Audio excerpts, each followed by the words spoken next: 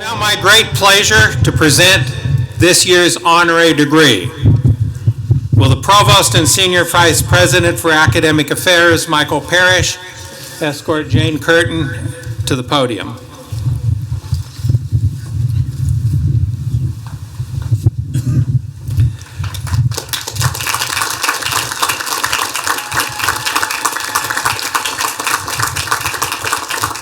This honorary degree is presented to Miss Jane Kurtin.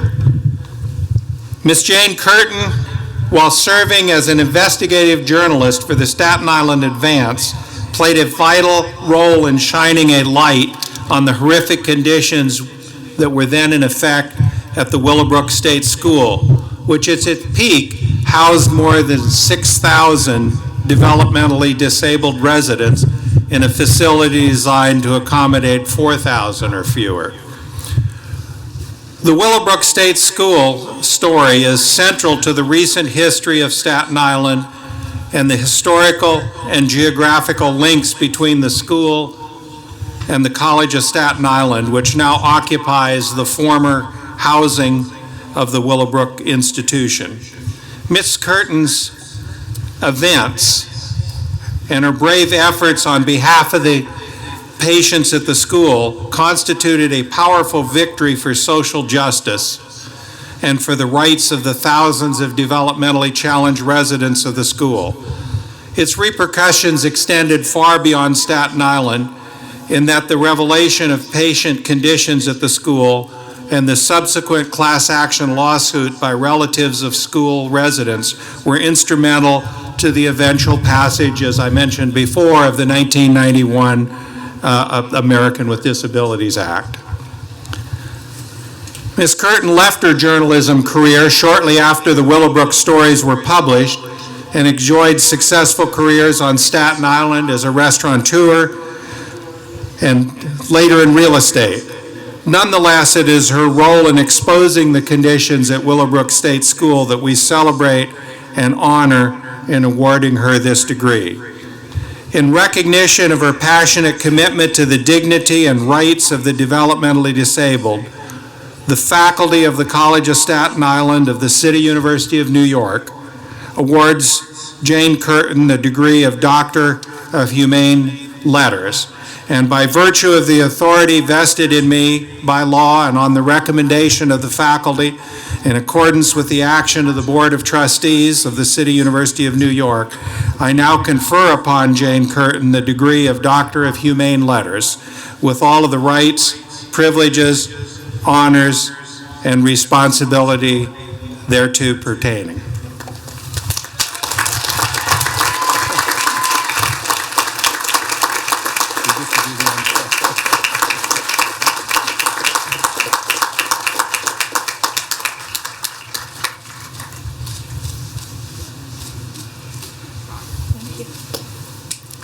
Okay, certificate. Oh, and we have to.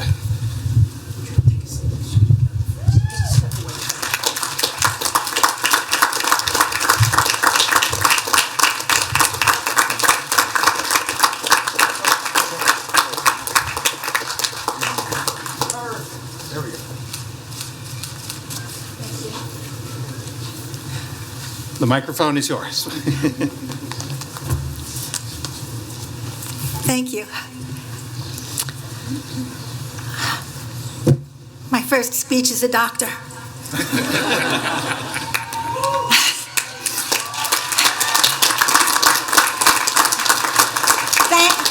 Thank you, President Fritz and members of the CUNY Board of Trustees.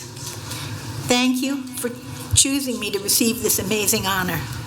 Thank you to Brian Leyline of the Staten Island Advance, who has made it his mission to keep my name as part of the narrative of the Willowbrook State School.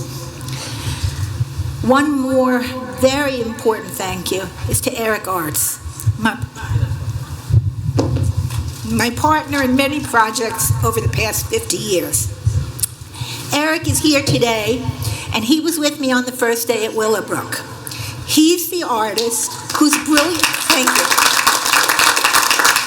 He is the artist whose brilliant photographs of what we saw together give powerful truth to the adage that a picture is truly worth 1,000 words. In a single black and white shot of a bewildered boy sitting alone on a stone floor, or of an aide tenderly reaching for a profoundly handicapped child, Eric captured the soul-wrenching sadness and desperation of Willowbrook. He took the story from the page to the heart in a literal blink of an eye. Eric?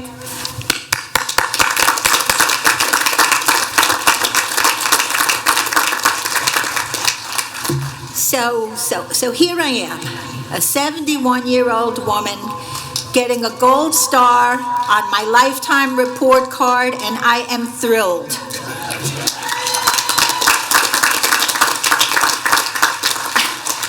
I'm a Stapleton girl. I'm the immigrant daughter of Holocaust survivors, and even at this age, I wish I could call my parents with the news. It would be, "Mom, Dad, can you believe this? Are you proud of me?" And they would be. I was very young when I went to the advance looking for a job. Back then, in what was the glory days, the days when I had no idea what I didn't know, I didn't consider my total lack of credentials as an obstacle to doing what I wanted to do. I was a little bit of a risk taker. Not like a skydiving kind of a risk taker, but more of an annoying oppositional personality type that saw the do not enter sign as a challenge. At this age, I still move the orange cones at the parking spaces. It's caused me some problems over the years, but it's also gotten me to places I wanted to go and helped me to accomplish things I shouldn't have been able to accomplish. I like to think that my tenacity got me into the advance, but my younger brother reminds me regularly that he was the one. He worked at the newsroom before me, and he was dating the managing editor's only daughter. For my little brother, who flew across the Atlantic yesterday to be with me, here it is, what you've been waiting for. Bert, it was all you.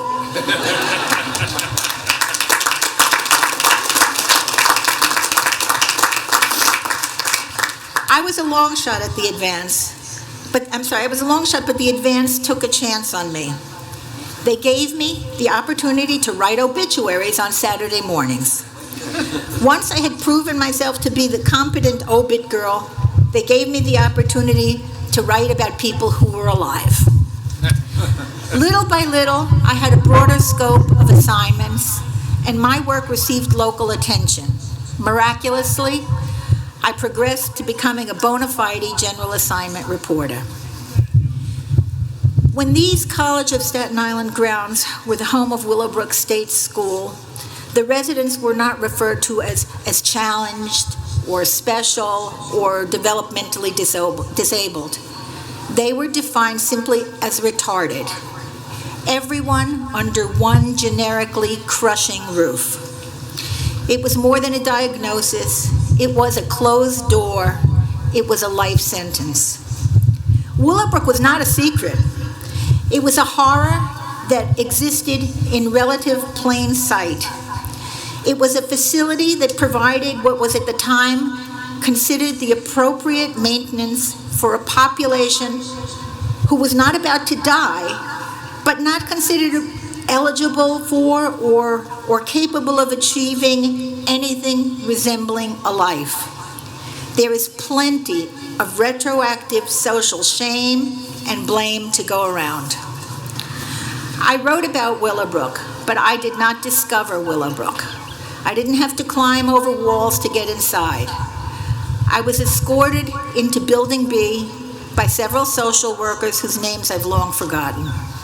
They were passionate young people of conscience who reached out to me personally because they'd read other things I'd written and trusted that I could tell the story and would tell the story that they knew should be told. What I saw, what I heard, what I smelled shook me to the bone.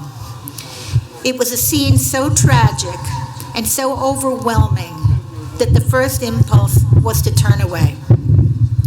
The scale and the complexity of Willowbrook, I'm sure, were part of the reason that it existed as it did for as long as it did. It was too much, too big, too awful to deconstruct. Through my stories and Eric's photographs, we were able to capture and to convey the grotesque injustice of the warehousing of human beings. The articles in the Advance gained momentum, and suddenly there was a collective crisis of conscience that extended beyond Willowbrook and beyond Staten Island. Our work made people uncomfortable. They were uncomfortable with the status quo and the existing standard of housing and care of the developmentally disabled became morally, socially, and politically untenable. It's my privilege, and it's my lifetime achievement to have contributed to the beginning of the end of Willowbrooks everywhere. From my parents, to my brother, to the Staten Island Advance, to the brave employees who risked their jobs to take me behind the walls, to Geraldo, who joined the cause, the stars aligned and meaningful change happened. So to all of you beautiful young people here today, congratulations on the completion on one part of your journey, and good luck on the start of your next. Thank you for sharing your day with me and for listening to a piece of my story. Don't believe the do not enter signs, and don't be afraid to move the orange cones. May the force be with you.